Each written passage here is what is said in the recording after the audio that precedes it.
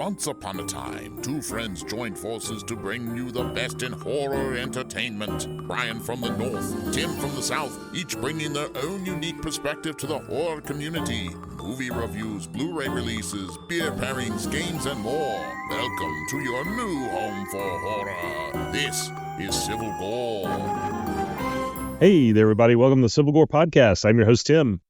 And this is Brian, and we have a really fun show tonight. No, there's no movie tonight, but I think our first chop today is basically going to be the episode, just because with timing and stuff going on, and with the work trying to finalize the horror challenge, which we'll talk a little bit more about in a second. We've just figured we do it's not really a mini-sode, but we figure we'd give you a little bit more content than normal, because there's stuff like Tim's been dying to recap his trip, and I want to talk about some upcoming trips I have. So I think, and then we have a couple little mini reviews of some movies we want to talk about. So yeah, so we'll kick it off right now. I guess, Tim, if you want to start with the first chop, you can give us the intro and then go right into it. Yeah, we have to get, this is kind of neat because this is kind of our kickoff to haunt season. Even though it's just mid-September, we're kicking it off a little early. I think haunt season has come about a little earlier this year. Like in terms of the pumpkin spice and stuff, people seem to be excited about it. I mean, Horror Nights started, Scary Farm started. A lot of stuff. Halloween started. I mean, it's been so. I think everybody's ready to go this year.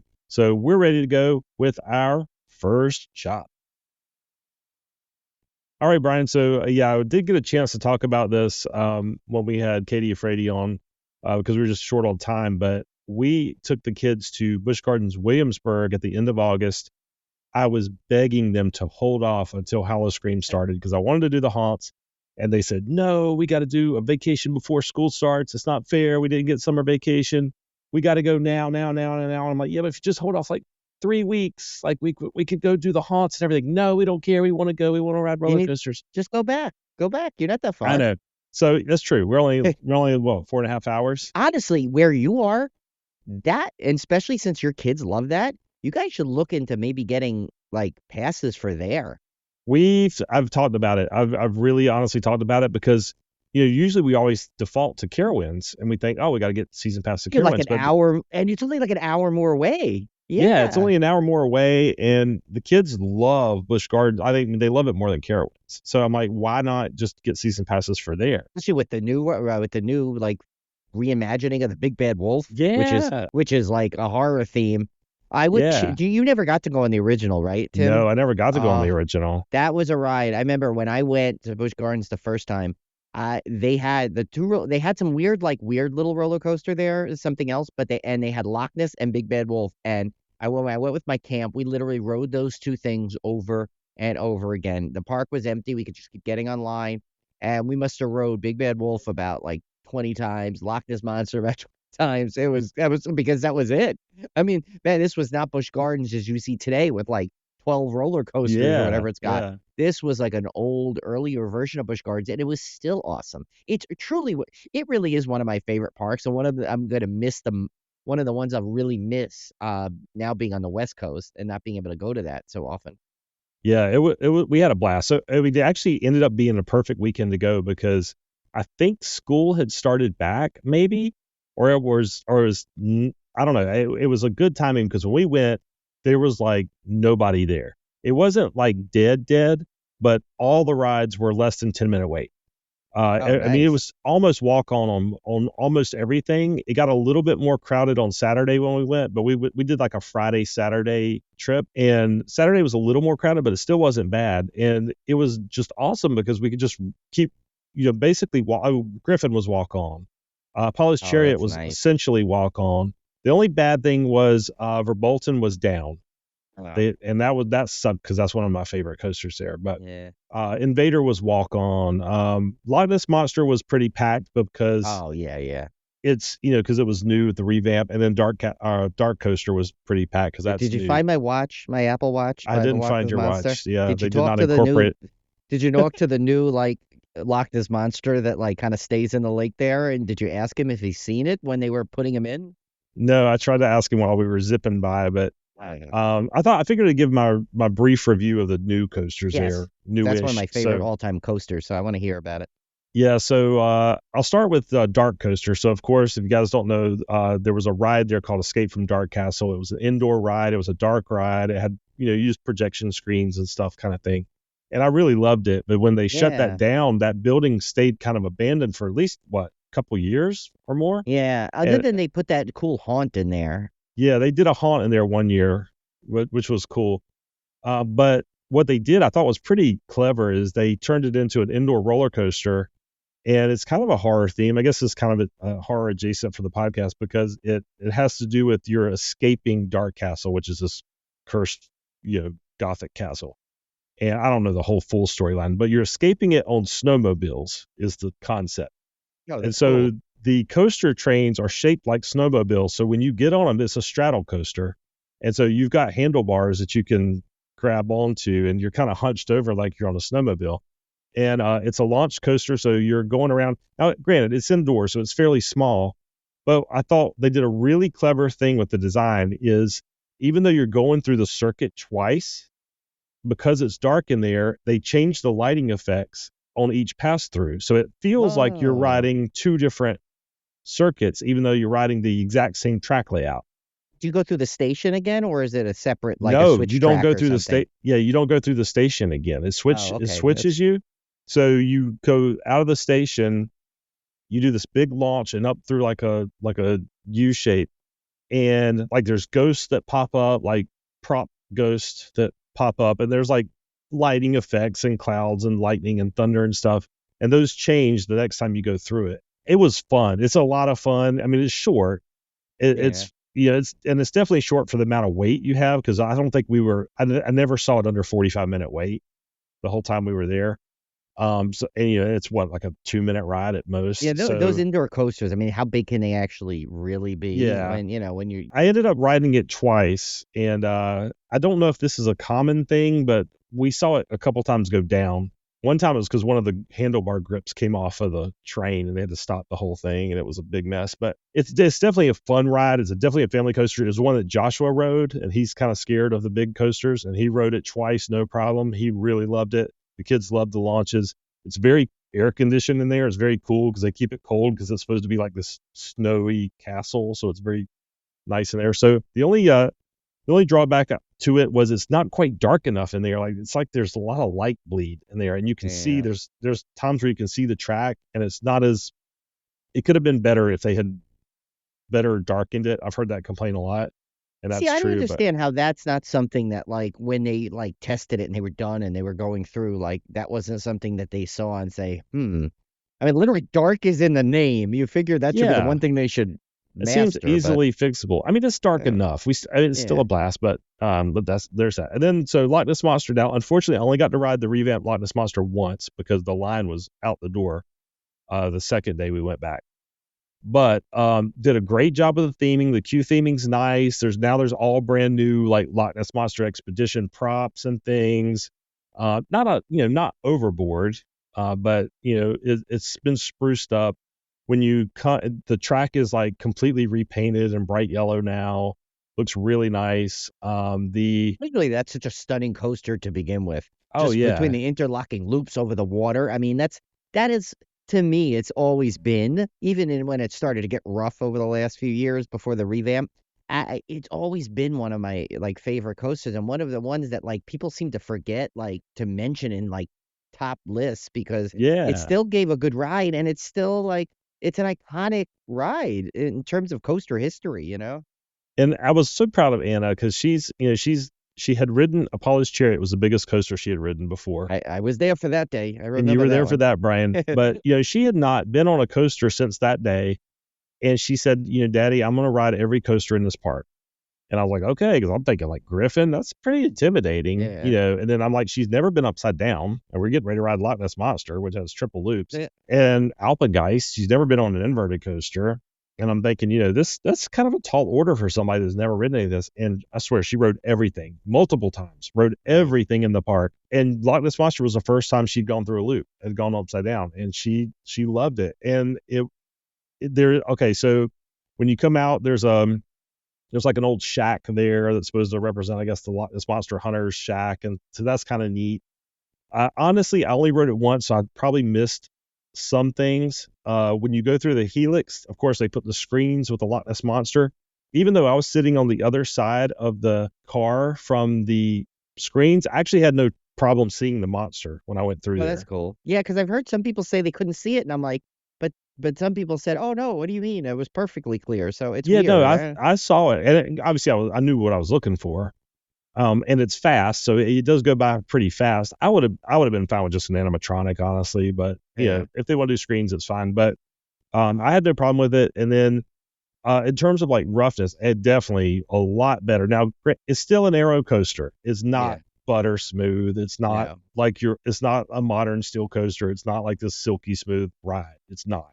You're still going to get jostled around a little bit, but leaps and bounds better. I think I mentioned, I don't know if it was you guys that I mentioned I said, it made it from a ride that I used to endure to a ride that I actually enjoyed. Oh, So nice. it's not one that I'm like, oh, I got to ride like this monster, even though this is going to hurt kind of thing. Now I actually had a lot of fun. So yeah, so big thumbs up to Dark Coaster and the revamped Loch Ness Monster. Did Anna like Pantheon? She loved Pantheon. I was gonna say, because that's a fun one.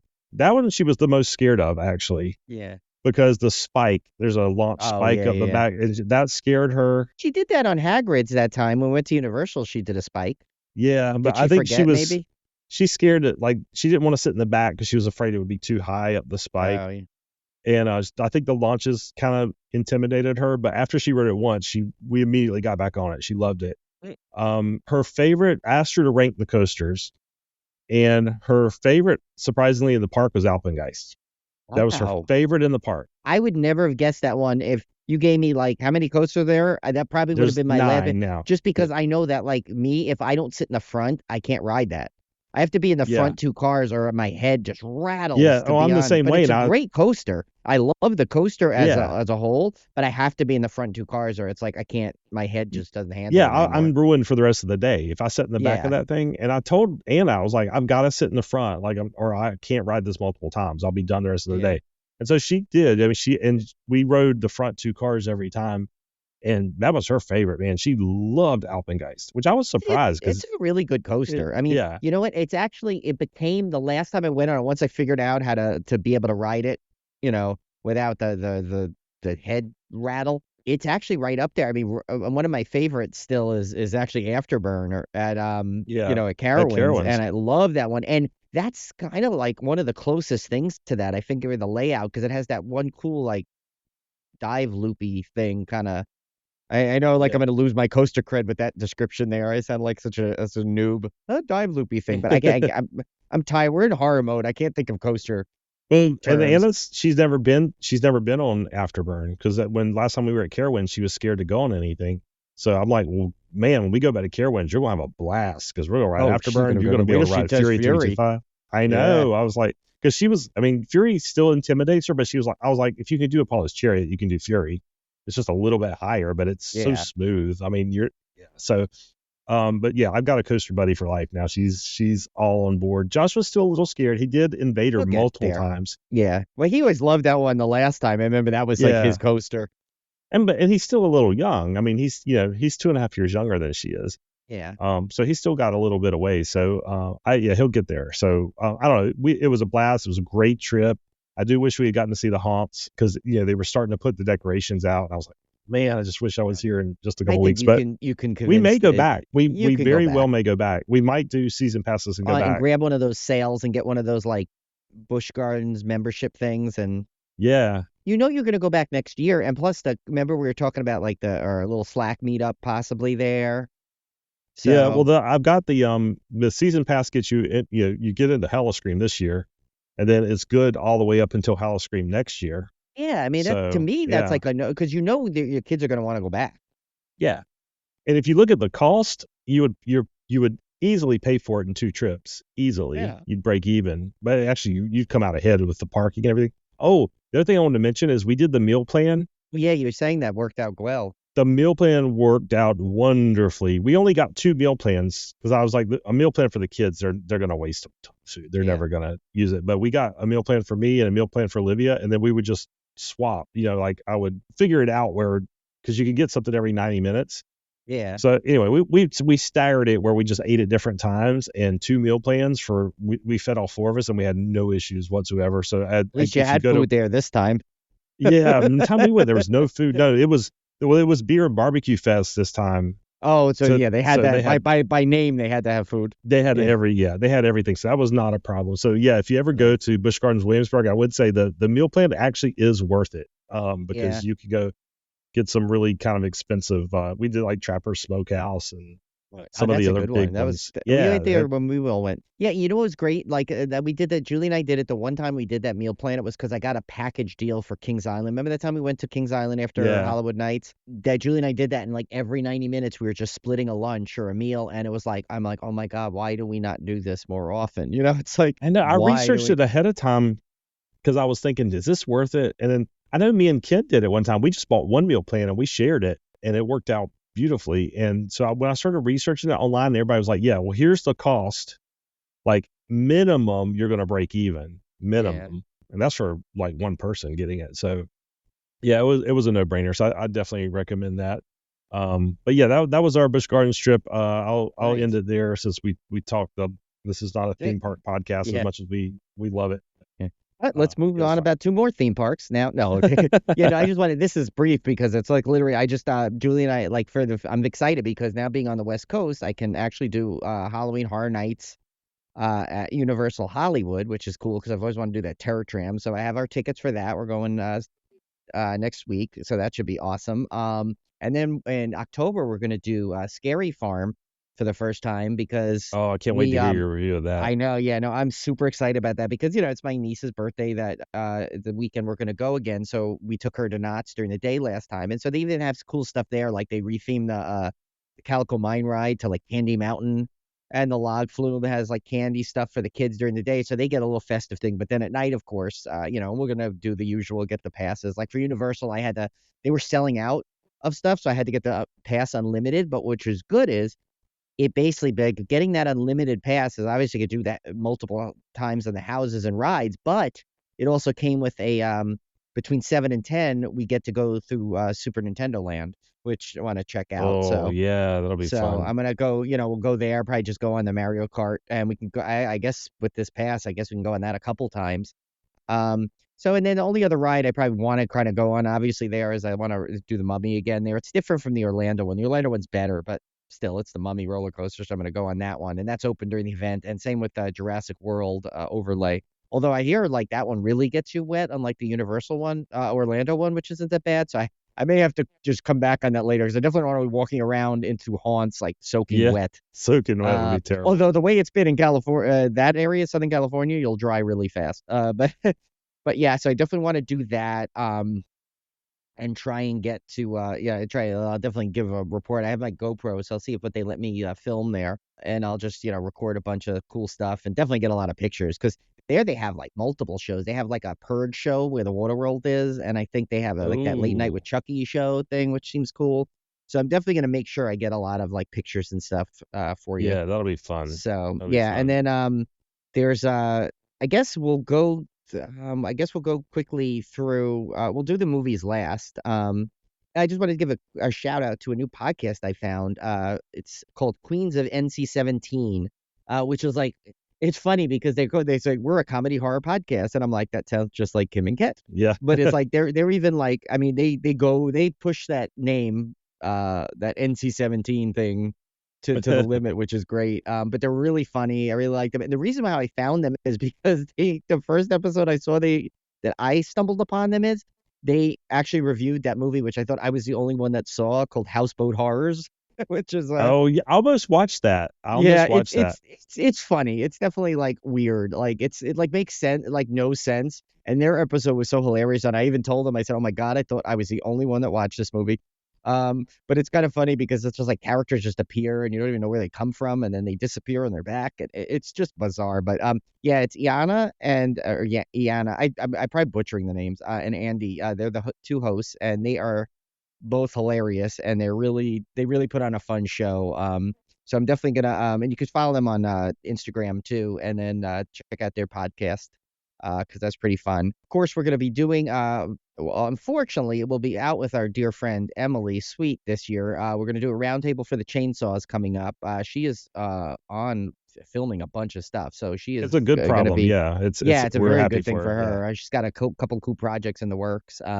So she unfortunately won't be able to join us, but hopefully Jeff will be able to, and we'll have Ken and Cone, and maybe we'll see if we can grab someone else. And we'll do another chainsaw thing because that's coming in a couple of weeks. I think right at the end of 2 weeks into October, I think it is. Yeah, Um, soon. and then of course we announced we're recording on the same day we released the horror challenge. It's much to fanfare by everybody. Everyone loved it, and thank for Cody another extra shout out for noticing my typo on one of the clues I was so proud of, and then I botch it. But it's fun because I feel like this year people were like salivating for it. They were so excited when we released it today, and people are already going back and forth with memes and fun Yeah. stuff. It And gets so bigger every year. It really does. 'Cause it does. it's a really, and I'm not tooting my own horn here, but because Brian does the masterful work for like 90% of this, but it's a really well designed challenge. It's one of those things you can't just easily Google.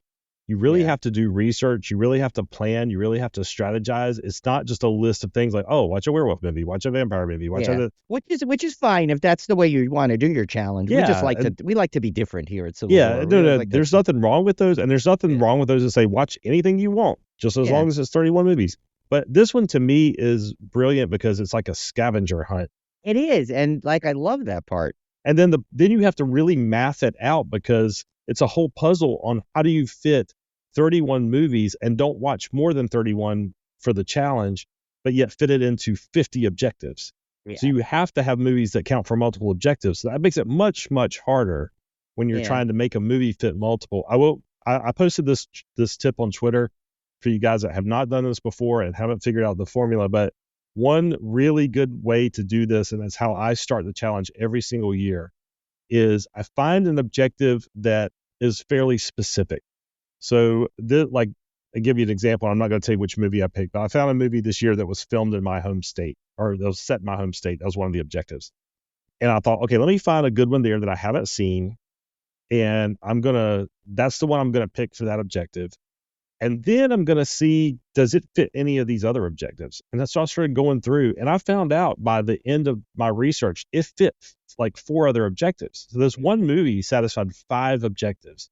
So that's definitely going to be my number one. And then if you keep doing that, you find movies that just cover as many objectives as possible. That way, when you get further into the challenge, you'll finally get to that tipping point where you can get down to just one objective per movie. And that helps you knock out those really, really hard challenges where there may only be one movie that you Yeah. can find that fits that criteria. So that's a little help there. Yeah, no, and another little tip to kind of piggyback on that real quick is one of the things I do is I'll give you a little tips here because we did try and make this extra hard this year. Um, obviously by titles of movies and descriptions, you kind of can see like, oh, there's a chance of this objective being in there, but without like watching it, you may not know. My tip is you look at the trailer, watch the trailer because sometimes the trailer will literally show what the objective you're looking for in the trailer, and that's how I found a couple last year. And what I think real quick, and then we'll move on because we have a couple of movies we want to do little mini reviews on. I think what I love about the challenge so much is because you end up sometimes discovering a movie you never would have watched in a million years. Just because there's so much Mm-hmm. out there, and so many streaming services. I mean, with Tubi and Shudder and Screenbox and Plex and well, and then and some of those are free, so you get so many things. You see, it's kind of cool sometimes because you'll just find something that you'll know. Like I can't think of one off the top of my head, but I know there's been a couple of movies that have become some of my favorite movies by just accidentally stumbling upon them on this challenge. Yeah, every year there's always the hidden gems, and we always do a recap after the hard Yeah, challenge is over. We always do a recap and go back through and go, man, this movie was terrible, but this movie was awesome. yeah, And Brian and I make the challenge extra harder, and you're free to do this if you want. yeah, We always make sure that we only watch movies that we haven't seen before, which is getting harder and harder every year. yeah. But that's not a requirement of the No, challenge. definitely not a It requirement. does not impact your score. You can definitely win the prize or whatever with watching movies you've seen before. So, but we just kind of make that as an extra hard challenge because we came up with the challenge. We got to make it, extra difficult for Yeah. ourselves. Yeah, because we So, we obviously have the advantage as we're yeah, creating yeah, these things. And some of them sometimes I'll see a movie listed and I'll like that and it'll inspire me to right, yeah. create the challenge. So yeah, that'd be the objective. So I guess next we have a couple of movies that we got screeners for that we want to go through. we'll say you've only seen the third one, right, on this list, Tim? Yeah, unfortunately, I ran out of time to watch a couple of these, so I'm gonna have to let Brian speak to those. But I did watch our third one, so we'll just go through them in Yeah, we'll order do the if you want third to, one Brian. last then. Yeah. So the first one is Subservience, which of course you saw as the new Megan Fox vehicle, which is kind of funny because I described it. I said it's if Megan grew up to be Megan Fox, and I spelled her name the same, with the three Oh, in it, yeah, Mathregan, and Mathregan. it's definitely a fun movie, a fun watch, but like those kind of movies where an AI or an android or whatever these things go haywire. There's always something wrong. It's kind of like there's no surprises in it. That doesn't mean it was not enjoyable and not a watch, because I mean Megan Fox is always fun. Madeline Zima was really good in it. If you remember her from the what is it, The Nanny, she started off, and then Yeah, yeah. she did a couple of other horror movies out there, and she was in the new Twin Peaks: The Return in the beginning. So the first couple episodes of that, I think. So it's yeah. So she does a really good job in there, and just overall, it's kind of one of those movies that even if like there's no surprises or things that are coming, it's just definitely one that's like a fun watch. Like it's like, and plus who doesn't want to see Megan Fox, right? I mean it's like, Yeah, so. that's there's nothing wrong with movies that kind of fit into that comfort zone of, maybe you've seen something similar before, but that doesn't disqualify it as an enjoyable movie. Yeah, I yeah. like watching these, AI gone rogue and things, and they're timely. I mean, because that's what we're going through right now. That is one of the societal fears right now is of AI. So horror movies are going to reflect that. I still got to watch that Tim one. That's named Tim. I know. I was like, "Yep, save it for the challenge. There's Tim I right guess, there. yeah, maybe I can save it for the challenge. That's perfect. Yeah, Save it. That's one of the clues. yeah, Next one I watched this one yesterday. This one is called Voice of Shadows. This was a kind of an interesting one. So they said it was kind of like inspired by The Exorcist and Paranormal Activity.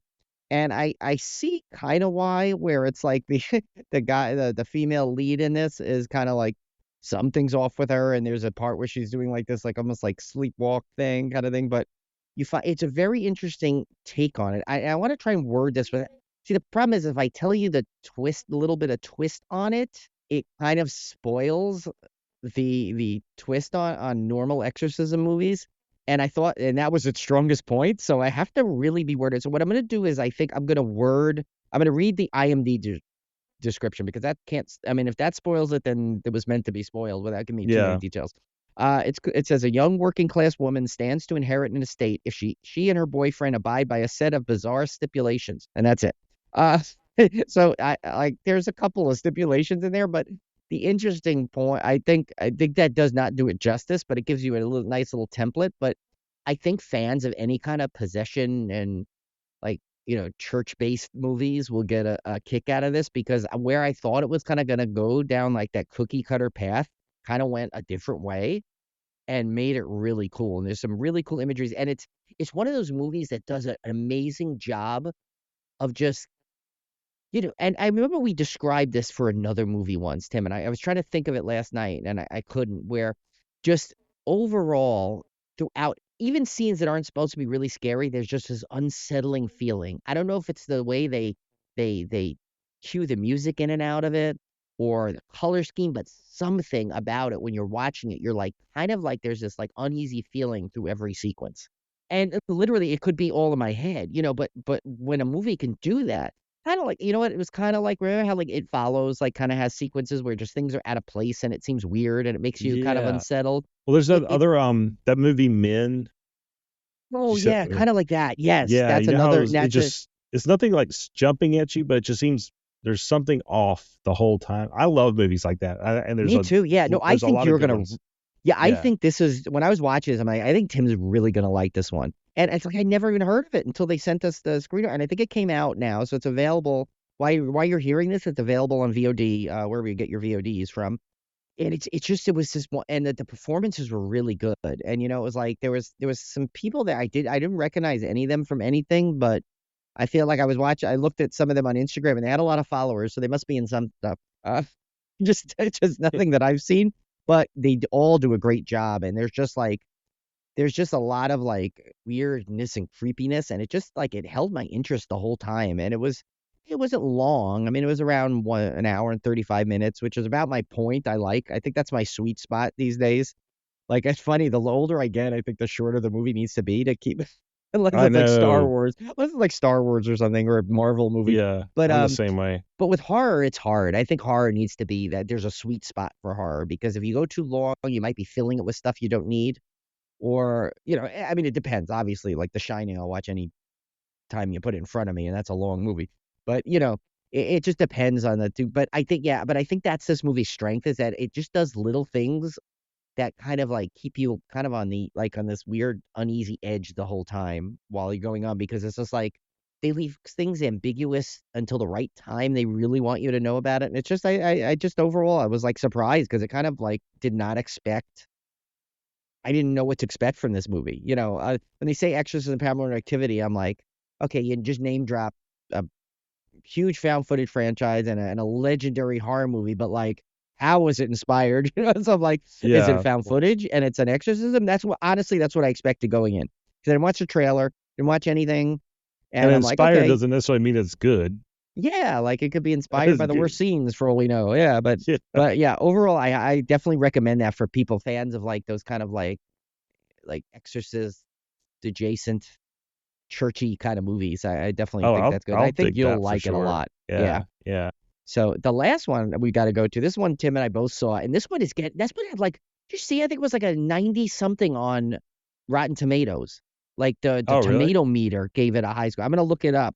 If you want to introduce it, while I'll look that up for us, Yeah, it's because you've so seen this this one's one. But called Booger, and it's by directed and written by Mary Dauterman, and it's sort of a I guess I would classify this as body horror. I think. yes, Uh, 100% with it. yeah, 96. It was a 96 tomato meter score there you go. Yeah, out so of 26 reviews. That's pretty solid for a horror movie. that's very solid for a horror movie. No, I mean, And like, and 26 reviews right off the bat, and it's one just of our came out. objectives So is watch a horror movie that's rated over 90% I on know. Rotten Well, Tim and Tomatoes. I are So out on there this you one, go. but everyone else, we just gave Yeah. you a big tip. But yes, this is it's about a lady that has a cat named Booger. That's where the title comes from. And so it's a stray cat that she takes in, and this is not a spoiler because it's in the IMDb description. Yeah. But I'll just read it. It says, after the death of her best friend Izzy, Anna focuses all her attention on Booger, the stray cat, which she and Izzy took in. When Booger bites her, she begins to undergo a strange transformation. So yeah, she's in grieving over her friend, and the stray cat comes in, who's not in the movie a whole lot, by the way. No, he's not for being the title character. Yeah, he's not in the movie a whole lot. He's So definitely if you're like his name is said more than he's in it. if you're like cat phobic, then you don't have to worry. Like, this is not like a cat horror movie. This Yeah. is purely body horror. And yeah, I really like this one. It was The lead was fun. incredible. She was really good. She's so good. And I was kind of in my mind, I was thinking this is almost feels like a werewolf movie, but with a cat. Yeah, But it's almost not like yeah. but not like Like- but it's not like, I mean, it's not like she's turning into a cat, a werecat or anything. It's not Yes. nothing like that. I'm not talking. I'm just saying just a cat. werecat. Yeah. Yeah. I'm just saying it has kind of that feel of like werewolf movies when they just first start noticing that there may be something wrong. That's kind of how this felt to me. Like she's starting to get this feeling that something is off with her, and then it gets into some really creepy body horror stuff. So yeah, I it's really great. like this Grace one. Glowicki is the lead, and she's really good. And also, Yeah, Hedda very good. Matarazzo plays a wacky little character in there. So it's Oh, it nice was to too see cool her to jump see in. her. She was at one of the horror conventions that I almost went to. I think she was at the Carolinas one that we ended up not going to because I really wanted to meet her. Oh. But yes, she was. Now what? Sorry, I was looking up. I was like, why does her best friend look familiar in it? Garrick Bernard, and he was in Single Drunk Female, that show I liked. Dakota and I watched that all the time, and it sadly ended. Oh, That was a good show, and he was in that. He was really good in that too. So yeah, he was. It is funny too. The film company. I don't even know how they got my address, because it wasn't one of the companies that have sent us stuff in the mail before. But they sent me like a little like catnip toy. That thing I showed you, Tim. yeah. It's an actual a catnip toy, because even Obi, was a dog, still like smelled it was something interesting, because he was like, they smelling the little hand. They sent me a little hand catnip toy with the bandage on it. Oh, that's which I thought cool. was kind of cool. And I was like, this is kind of a neat little thing. Um, and so it's so it's like basically it's definitely body horror. But you know what? It's funny. It doesn't go as far as I expected. Like you think it's gonna go that way, but it was perfect the way it went. Like I don't think like it would have made sense if this woman just turned into a cat. I mean, it just No, it's just not the that would way have this been type of corny. movie That is, was. it's much more. There is comedy to it. It's more of like a psychological body horror film, if that's a new Yeah, yeah, category. And I think what was great, like, there's definitely some like if you have problems with if you have a gag reflex when other people are throwing up things, you might have a yeah, problem with this. I will yeah. say that. I will give you that warning because like any person that may or may not be transforming into part cat, there are hairballs involved. Yes, So yeah, but I was glad we got that. I think this movie is going to be like one of these like unsung hits that I think when people start to discover it more and more, but with word of mouth, that it's going to become really big. I mean, to get first of all, to get a 97 on a tomato meter for a horror movie like this, a body horror movie is it's kind of unheard of, isn't it? I mean, I don't know, like yeah.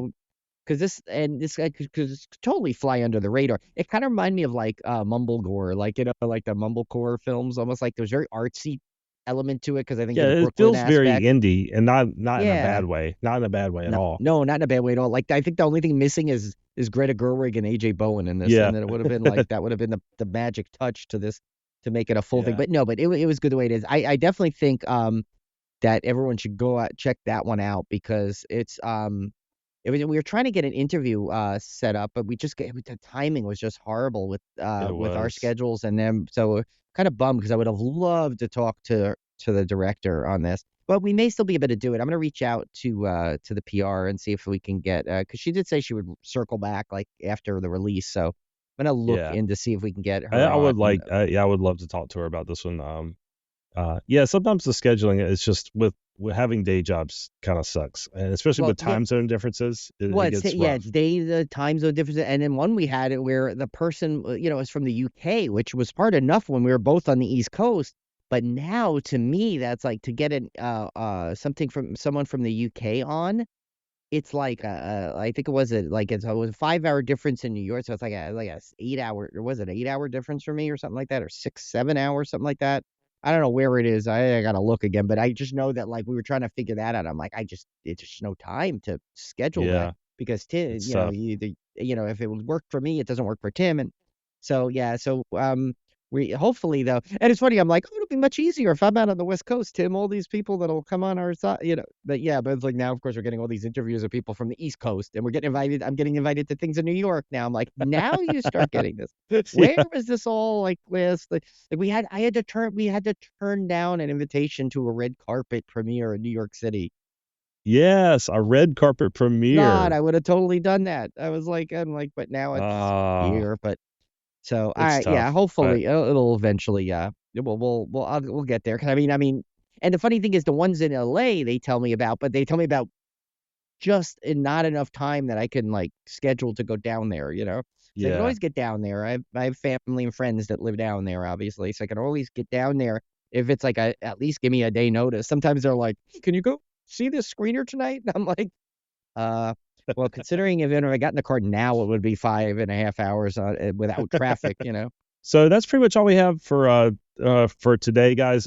This was kind of just a quick catch up, try to get us a little preview into haunt season, and kind of get us kind of wet our whistle a little bit for the upcoming haunt stuff. And we're going to have a lot more for you coming up soon. Again, check out the horror challenge. If you have any questions at all, please don't be afraid to hit us up on Facebook or Instagram or Twitter or Gmail, simplegorepodcast@gmail.com if you have direct questions. I think we already had about like 6 different judge rulings on the first day alone. It Yeah, was we've so had a lot of funny. judge rulings. But yeah, if you have any questions or if you just like, I want to get involved, I don't really know how, and I'm not on Twitter and I don't know what to do, send us an email and we will Yeah. get you straight. Yeah, because we can always just send you I can email you a direct link to it. And it's pretty easy. You just drop the score sheet. And the score sheet's basically 3 tabs of a Google Drive file that basically has the first page is the rules, second page is the objectives, and it gives you some space to write down, add in, write down in there what you've watched. And then the third page is just a movie list of all 31 movies, so you can keep track of it too. So we kind of like do it so it's really easy, and trust me, even if you don't finish the challenge, I can guarantee you will have fun. I mean, like they're like Jeff and Cody, they literally, I think it's like a holiday for them. They cannot Yeah. wait every Yeah. year. And we got some new people that came last year that were so excited. And they were like, they're sharing it and retweeting it for us and doing such a good job of like helping promote it, because I think every year we get those one person or a group of people in the middle that go like, oh man, what is this? I would have loved to do this. I'll have to do it next year, you know? So it's Yeah. like, if that was you last year, remember, we did it early this year. So you have about almost a full 2 weeks to research, which is good Yeah. because you might need it, honestly, because even me, You I have might need not it. finished my research yet. I mean, thankfully on the first one I found, I had a 5 objective movie, just like Tim found one.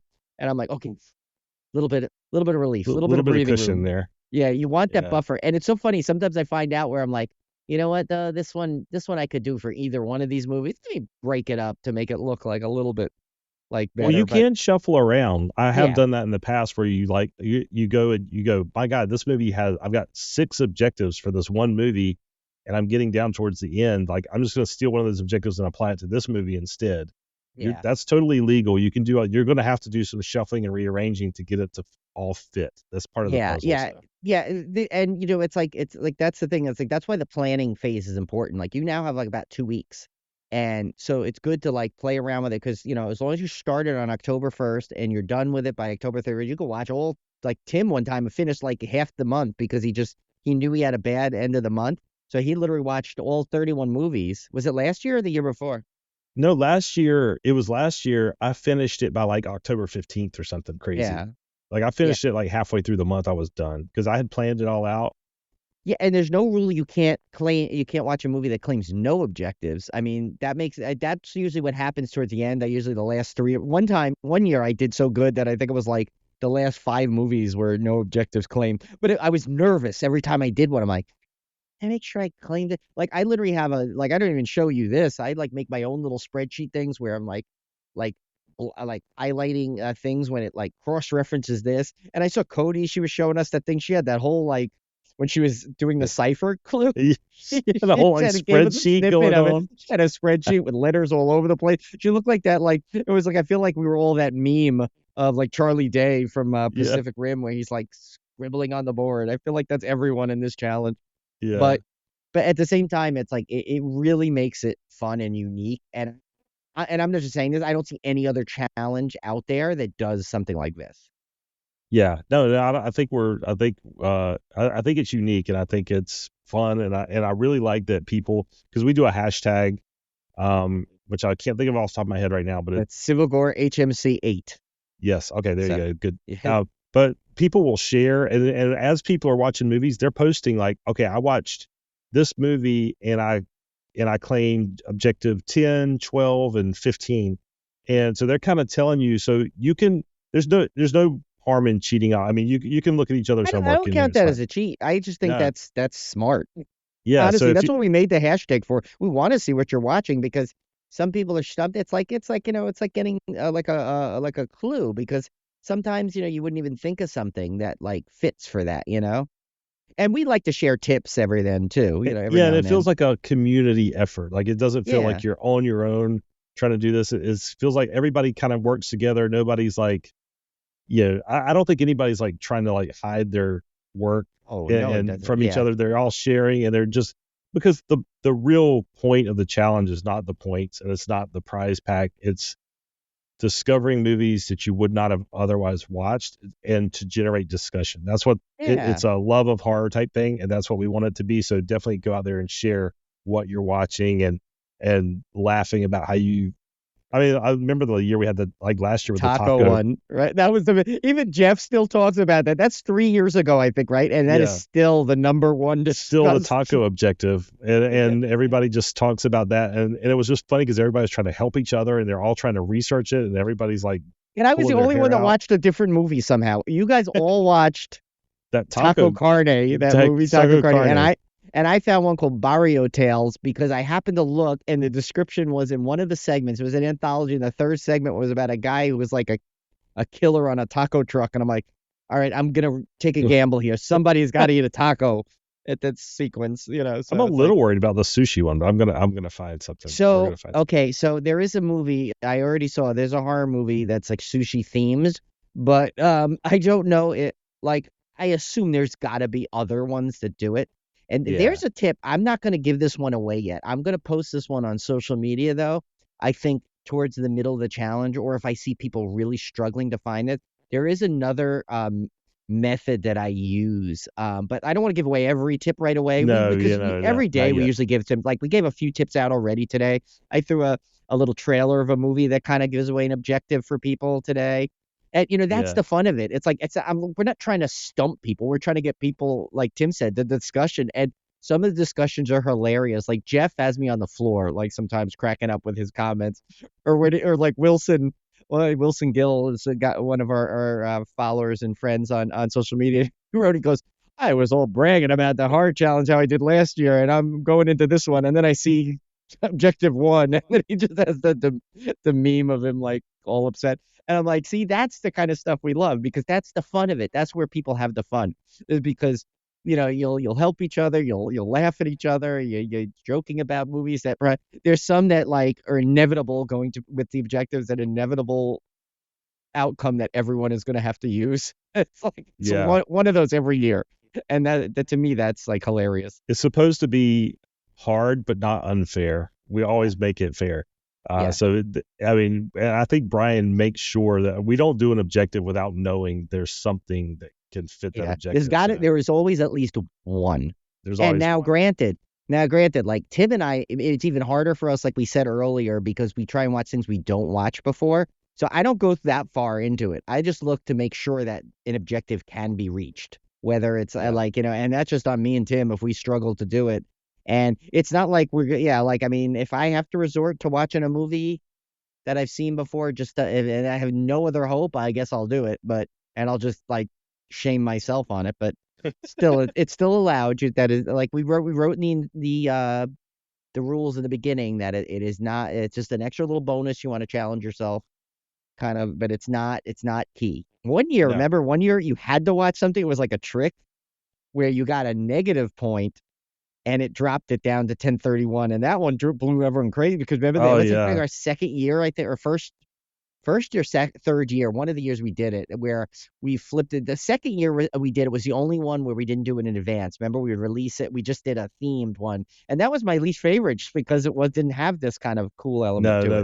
that one was more like a traditional movie Yeah, challenge, and it it wasn't was like very we just good. release like, and we would do like the little videos, and each week we would release Yeah. the objectives for the week. And while it was fun to do it that way, I think this is the better way. Everyone likes it this Yeah. way No, better. this one's going to be the gold standard, I think. Yeah, the gold standard. But yeah, so we'll Uh, be back here next week, guys, and not really sure exactly what's coming up, but because we keep getting interview requests, so I mean, it could be anything.